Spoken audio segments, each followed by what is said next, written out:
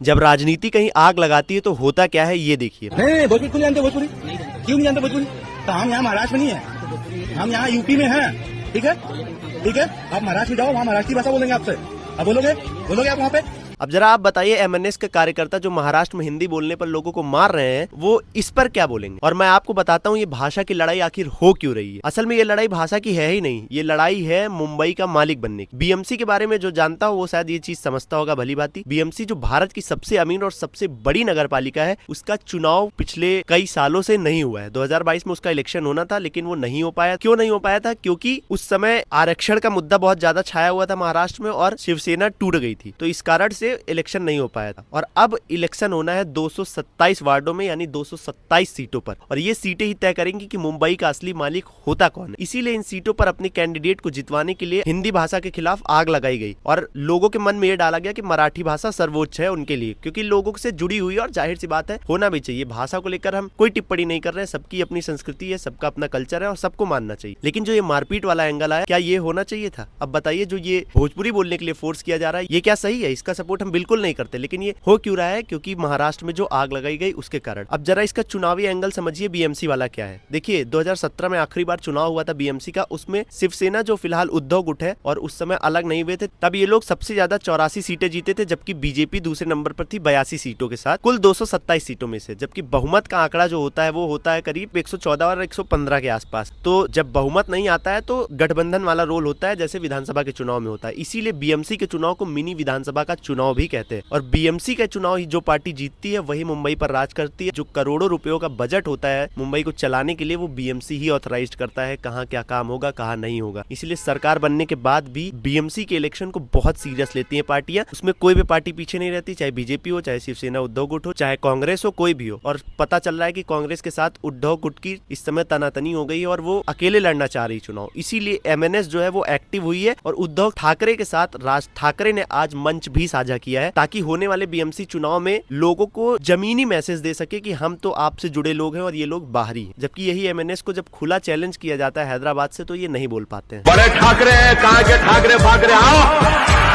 और मेरा सवाल ये है सर कि अगर आपको हिंदी भाषा से इतनी ही दिक्कत है तो फिर बॉलीवुड की पिक्चरें महाराष्ट्र में क्यों बन रही है हिंदी भाषा में? बनवाइए मराठी भाषा में। भारत के बड़े बड़े कारोबारी जो हिंदी भाषा बोलते हैं क्यों रह रहे हैं महाराष्ट्र में? उनको निकालिए, बोलिए मराठी में, चाहे वो मुकेश अंबानी सर हो, चाहे कोई भी हो। आप क्यों रह रहे हैं भाई? आपकी इकोनॉमी कहाँ से चल रही है सर? बताइए ना जरा। और हटा दीजिए बॉलीवुड को, यही बात है। तो मैं तो चैलेंज कर रहा हूँ खुला, और नहीं अगर हो सकता है तो फिर कमजोर लोगों पर अत्याचार करना बंद करिए, रोकिए उनको। नहीं तो ये भाषा के नाम पर जो आग लगाने का काम हो रहा है ना, इस आग की जद में हम सब आएंगे, कोई एक नहीं आएगा।